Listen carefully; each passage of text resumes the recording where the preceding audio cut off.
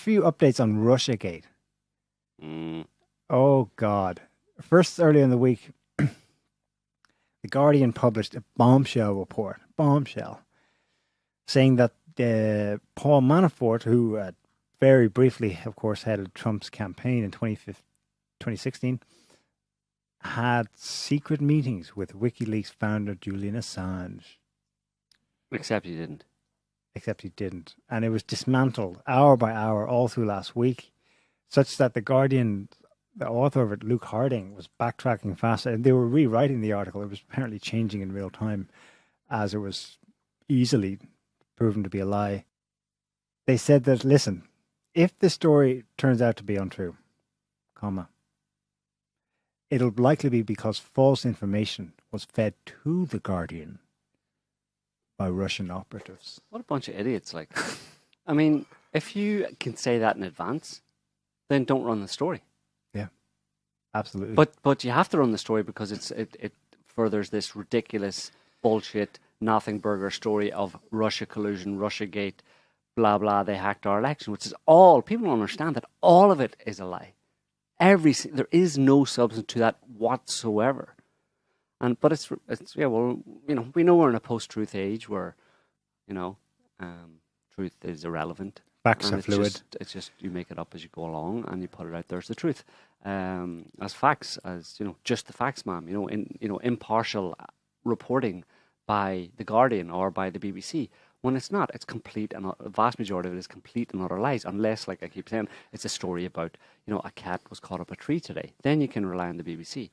If there was a cat rescued up a tree by firefighters, okay, there's a decent chance that was true. Anything about politics, Russia, international politics, it's all partially or completely false, and it's all opinion is the problem. People think it's not opinion. Yeah. People separate their websites. So these reputable news organizations supposedly separate their websites between just factual news and opinion, and put here's our opinion piece, which so opinion piece, and so that's just our opinion. You don't have to assume it's true or whatever, but obviously they argue strongly for it, and people believe opinions as well, as much as they believe facts, especially when it's coming from an authority. So the idea that they put an opinion and think that, well, nobody's really going to believe this. No, they know people are going to read the opinion and go, yeah, that sounds really true. I'm going to take that as fact. There's no difference between fact and opinion these days. And even when they're reporting the facts are by definition slanted and presented in such a way that they are imbued with bias. Because you can take facts and cherry pick facts and leave out certain facts, leave out historical facts, and you can claim, I'm still only reporting the facts. No, but you've cherry picked the facts, you put them in a certain context, and therefore it's bias and opinion. So all of the reporting by Western mainstream media outlets is opinion. And it's massively biased opinion. Not only massively biased, but hystericized opinion. Yeah. You know, I mean, look at it. When you get to the point where they can report it as fact about Russiagate, about collusion, when they've got to the point now where it happened, now we just need to sort out what the consequences are. Or what the specific details are, but we all know it's true. Mm-hmm. We all know that Russia hacked the American presidential elections. No, they didn't at all. And they have the gall to call us fake news. Then, later in the week, the Cohen perjury. It's more nonsense. Perjury, insane. What? Well, he lied to the FBI because he said that Trump didn't have any business interests in Russia leading up to and during his campaign. Yeah. He lied to the FBI because why? Because the whole Russiagate bullshit was already out there and he didn't want to make it sound any worse. So he didn't want to feed the beast, basically. Yeah. So he didn't say anything. But the fact that Trump had some kind of construction... He wanted to build a Trump Tower in the heart of Moscow. Right. What does that mean? What? And what? That makes him Russian? Does that make him does that mean he's best buddies with Putin?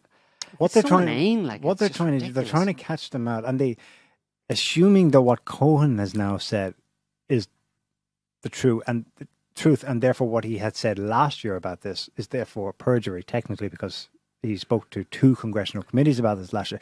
The only issue is, when did it end? When did Trump's interest in building a Trump Tower in Moscow end? Now, almost certainly, I can already predict what's going to happen. It ended sharply the day they went Russiagate Right. on Trump, which was probably June. Was it late June 2016 when Clinton first voiced it? They had Steele working on it, the dossier with GPS Fusion. And then once that went out, it was like, oh, fuck, okay, we'll just, and if they ever ask you, Cohen, just say it ended, just backdate it, and here's some paperwork. And that should have been it. Because what they called him out in a lying, it's not a lie. It's technically it's untrue, but they've only called him out because they're trying to show that they were interested in getting a Trump Tower right when Russiagate started. It's such a nothing. That process went on probably was going on for a long time. You know, planning permission, looking for sites, and all that kind of stuff. So, but Trump has said flat out that Cohen's lying this time about when they dropped any interest in having a Trump Tower in Moscow. But he's looking bad, or it's easy for them to make him look bad because at the same time he's saying, well, anyway, I could do whatever I liked while I was still a candidate. I can have business interests anywhere, which is also true. And it is a weird, I mean, it's just itself, it's a weird coincidence that he was interested in getting a Trump Tower in Moscow, still while campaigning. Although, of course, it's totally innocent on his behalf because Russia hasn't been mentioned yet. That only comes in a few months before the actual election. Well, what's interesting is the way that it's framed. Obviously, when before Trump was president, him having business interests anywhere in the world was irrelevant. It was standard, par for the course for any businessman who builds buildings or whatever around the world. Right? No big deal. But then when you establish a fact, a bullshit fact, a false fact that Trump and Putin are in bed together, then, and only then, does Trump wanting to build a Trump Tower in Moscow become suddenly, what if that means he has leverage over him? What if there were dealings going on? What if Trump promised him that he would give him access to our government or something in exchange for building his tower? But those people never stopped it and questioned the premise that they start out with, which is that Trump and Putin are in bed together. And there's no evidence for that at all, whatsoever. The whole thing's just gone so far that it's ridiculous. It's a big, massive, it's a circus, you know, it's a freak show made up of absolutely nothing but complete and utter horseshit. Yeah.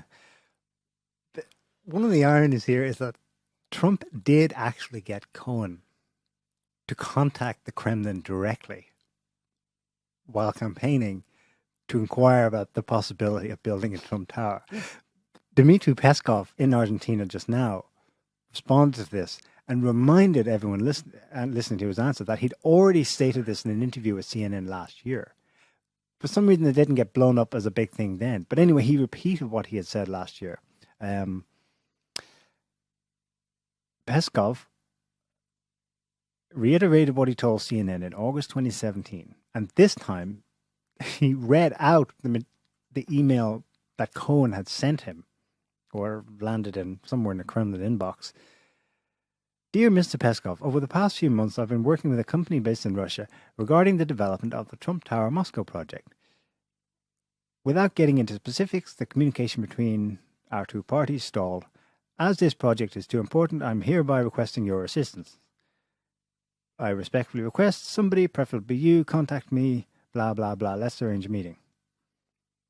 The thing, and Peskov pointed out, listen, that's maybe how things are done in America. You can just, if you're rich enough, you can just call the White House and get a sneak planning permission, maybe a brown envelope. That may be how you do things over there. But in Russia, you don't call a freaking Kremlin and say, yeah, so I want to build a skyscraper.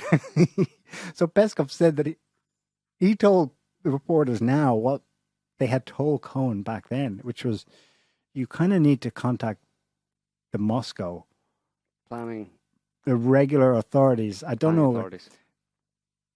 Yeah, and he reminded the Kremlin receives dozens of these kinds of requests every day, all of which usually are outside the administration's competence. Peskov also said that he told Cohen in his response that Yeah, so the presidential administration of the Russian Federation isn't into construction. However, if you're really eager to invest, you could always come along to the Economic Forum in St. Petersburg next year. It's insane. The only reason, so not only is this not new it's not news because all of this was already out in the public domain last year.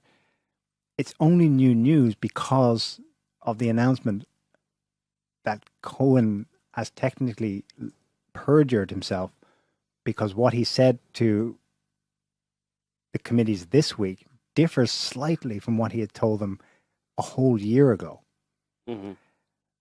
Therefore, he lied. Therefore, they're hiding something. Therefore, this old news that, yes, they had contacted the Kremlin about building a Trump Tower is presented as if it's brand new and it's lock, stock, oh, they've got it down. The Washington Post ran a headline yesterday. Trump should be freaked out right about now. But there isn't actually any news. There's no actual new development in that. It's reconstituted. Someone barfed it back up and they're eating it again. It's like, it's beyond insane. It's completely nuts. Meanwhile, separate, it is connected, of course. There's a headline like also Friday, FBI raids home of whistleblower who had dirt on Clinton Foundation and Robert Mueller. Again, there's actually nothing new to what happened here. It's been given a kind of retrospective aura of being a new discovery and the government's cracking down. Therefore, there's dirt behind it that people are hiding. So the issue in question is 2 weeks previously, they kept it under wraps, but it was only announced this week. A dozen FBI agents raided the house of a contractor who had given Congress and the DOJ documents about the Clinton Foundation and the Uranium One scandal, which implicated then FBI Director Robert Mueller.